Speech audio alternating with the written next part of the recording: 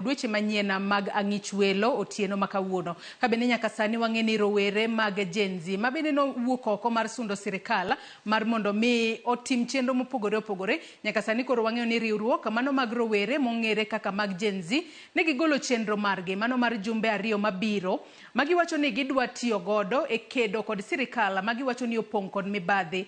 Warangane kaka chal mar chenro mag Gen Z biro bedo mano chenro mopogore opogore mabiro bedo ka chakore ayanga mano odiochieng' makinya maeno odiochieng' moyang kanyo kaka odiochieng' Sabasaba tarik 7 dwe mar 7 higani mar 2024. King'iyo kanyo chenro ma Gen Z biro bedo godo odiochieng' makinya mano odiochieng' Sabasaba. Gen Z wacho ni gichano kedo gi sirikand Kenya Kwanza magiwacho ni opong' kod mibadhi. Kabende odiochieng' makinya maen odiochieng' Sabasaba tarik 7 dwe mar 7 gibiro bedo ka girwako kido mago mag lewni marateng' magibiro bedo ka girwako odiochieng' makinya. Kabende gibiro bedo ka giromo e chuny boma ma Nairobi kama giduto gibiro bedo ka gichokore ka girwako lewni marotenge ka gimedo sundo sirikal mar Kenya Kwanza manyaka sani pod giwacho ni opong' kod miriambo matamra gi nono. Chenro mamoko ma Gen Z pod nitiere godo e pacho kae mano e thuolo mar ndalo 14 mabiro.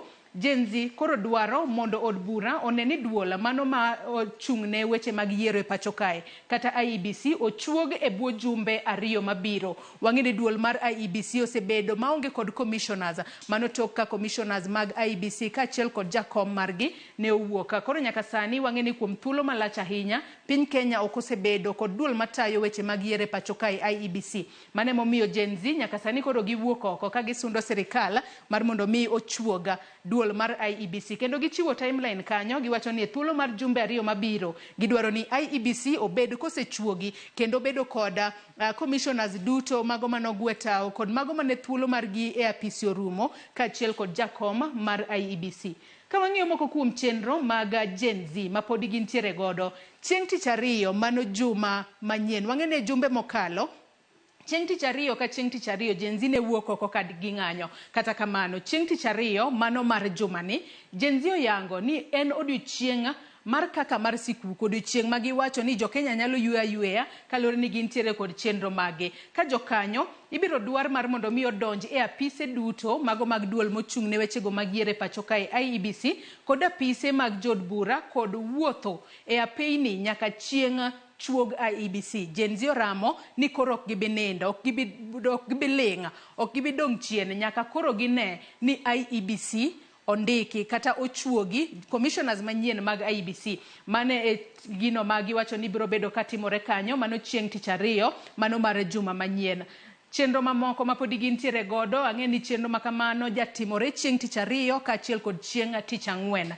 Chieng' tich 4 Gen Z otiso odiochieng'ni kaka tich 4 mar Ruto, tich 4 mar jatend piny Kenya, mano tich 4 mar juma manyien. Ka chenro en mar bedo e apeyni madito duto e pacho kae. Gen Z koro ramo ni apeyni duto manyalo bedo ni chomo boma kata chomo county machiel kadhi e county machielo gibiro bedo ka gibedo e apeyni madito duto e pacho kae ka en odiochieng' jatend piny Kenya William Ruto. Gisebedo ka giwacho ni sirikal mar Kenya Kwanza ahinya to kokalo kuom jatend piny Kenya William Ruto en sirikal mar miriambo. Mane momiyo chieng' tich 4 mano mar juma manyien koro giyango kanyo ni mano en tich 4 mar jatend piny Kenya William Ruto. Warito neno ni gibiro bedo ka gitime yo machalo nade ka gichano mar bedo e apeyni madito duto e pacho ka. Wasebedo kwa neno ni kata bedo ni gichano mar bedo e apeyni madito e pacho kae obila bende ojathoro keto e apeyni makamago to ajaneno ka obila kinde mang'eny tiyo kod iro malungo wang' kata tiyo kod tiagasa mar keyo rowere. Warito mar neno ni tich 4 mano mar juma manyien kinde makoro gichano mar bedo e apeyni madito e pacho kae obro bedo e yo machalo nade.